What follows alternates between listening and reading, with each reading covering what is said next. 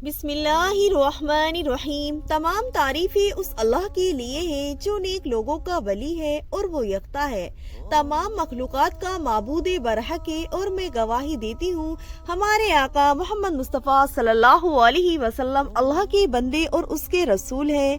और रहमत नाजिल फरमा आप पर और आपकी तमाम आल पर और तमाम साहबा इकराम पर रहमत और बरकत नाजिल फरमा।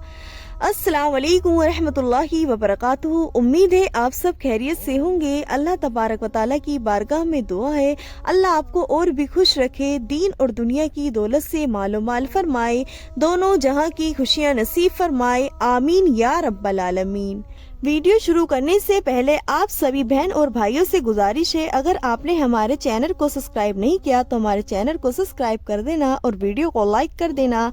आपको इस वीडियो में एक मुकम्मल वजीफा बताएंगे तो वीडियो को पूरा देखना, स्किप ना करना। इशा की नमाज के बाद पढ़ने वाला ये वजीफा है, चलते फिरते पढ़ने वाला ये वजीफा है, अल्लाह के सिफाती नाम का ये वजीफा है। ये वजीफा है जो माली हालात से परेशान है, घर से परेशान है, जो किसी हाल से परेशान है, उसके लिए ये खास वजीफा है। अल्लाह के सिफाती नाम का ये वजीफा है, बहुत छोटा सा वजीफा है। मुकम्मल जानने के लिए आपको मुकम्मल तरीका समझना होगा और यकीन से के साथ करना होगा तो इंशाल्लाह आपका वजीफा जरूर कामयाब होगा। ये है या अल्लाहु या बासितु या रज़्ज़ाकु का ये वजीफा है। आपको इस वजीफे को किस तरह करना है, इशा की नमाज के बाद ये पढ़ने वाला वजीफा है।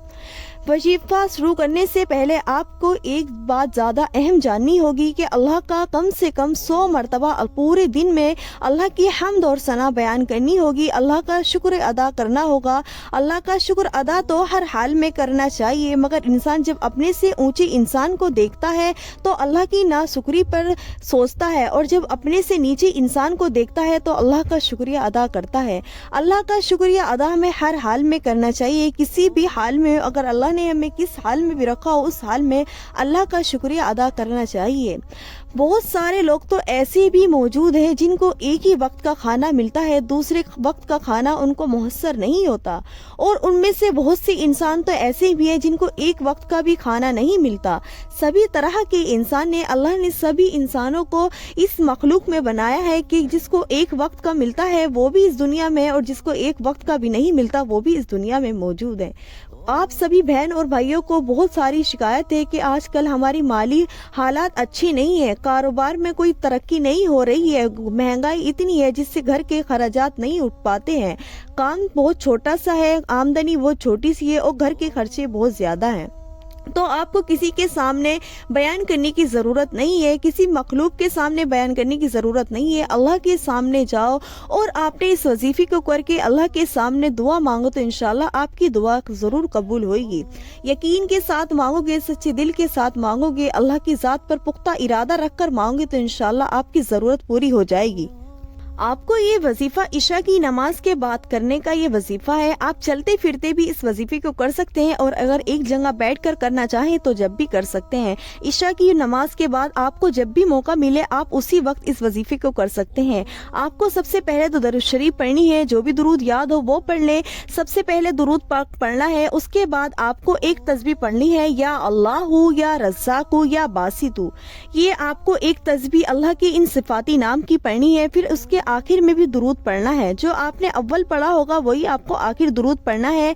उसके बाद आपको अल्लाह तबारक व तआला के सामने दुआ मांगनी है और इस वजीफे को आपको 7 दिन तक करना है। 7 दिन तक अगर आपकी जो मकसद हो, जो जिस मकसद के लिए करा हो वो कामयाबी नहीं हुई हो तो आपको इस वक्त तक इस वजीफे को करना है जब तक आपका मकसद पूरा नहीं हो जाता। आप इस वजीफे को ऐसा नहीं है कि इशा की नमाज के बाद एक तस्बीह जो बताई है वो ही कर लो, ऐसा नहीं है। अगर आप चाहो तो जो भी आपको वक्त मिलता रहे जब भी इस तस्बीह को पढ़ते रहें। इशा की नमाज के बाद आपने जो वजीफा है वो तो कर लिया, अगर आप जब तक सोते हो उस वजीफे को उस वक्त भी पढ़ते रहो तो इंशाल्लाह क्या पता आपका जल्दी ये वजीफा कामयाब हो जाए। आप चलते फिरते भी इस वजीफे को पढ़ सकते हैं। 7 दिन का ये वजीफा है, अगर नहीं होए तो आप इसको उस वक्त तक पढ़ते रहो जब तक कि आपका मकसद कामयाब नहीं हो जाता। अगर अल्लाह की ज़ात पर भरोसा रख कर करोगे तो इंशाल्लाह अल्लाह ज़रूर आपकी दुआ कबूल फरमाएगा। और اللہ نے ناشکری والے لوگوں کے لیے اپنا دردناک عذاب کے بارے میں بتایا ہے، تو اللہ کی ناشکری کسی بھی حال میں نہیں کرنی چاہیے۔ آپ کو جس حال میں بھی ہو اللہ کے سامنے ہی اپنی اللہ کی حمد و ثنا بیان کرنے کے بعد اللہ کے سامنے ہی اپنی حاجت کو رکھنا چاہیے، کسی انسان کے سامنے اپنی حاجت کو پیش نہیں کرنا چاہیے۔ جو بھی پریشانی ہو اللہ کے سامنے رکھنی چاہیے، انشاءاللہ ساری تمام پریشانیاں دور ہو جائیں گی۔ وَتُعِزُّ مَن تَشَاءُ وَتُذِلُّ مَن تَشَاءُ، وہی ذات عزت دینے والی، وہی ذات ذلت دینے والی، وہی امیر کرنے والی، وہی ذات غریب کرنے والی، وہی ذات بیماری دینے والی اور وہی ذات شفا دینے والی۔ سب کچھ اللہ تبارک و تعالیٰ کے علم کے باہر نہیں ہوتا، سب کچھ اللہ کے قبضے اور قدرت میں ہے۔ جو اسے چاہے وہ کرتا ہے، اس کے حکم کے بغیر ایک پتا بھی نہیں ہلتا۔ وہ ذرے ذرے کا مالک ہے، پتھر کے نیچے کیڑے کو رزق پہنچانے والا مولا ہے۔ اللہ تبارک و تعالیٰ کی بارگاہ میں دعا ہے، اللہ تبارک و تعالیٰ ہمیں کہنے سننے سے زیادہ عمل کرنے کی توفیق عطا فرمائے۔ وآخر دعوانا الحمدللہ رب العالمین۔ امید ہے آپ کو یہ ویڈیو پسند آئی ہوگی، تو ویڈیو پسند آئی تو ویڈیو کو لائک کر دینا اور چینل کو سبسکرائب کر دینا۔ السلام علیکم ورحمۃ اللہ وبرکاتہ۔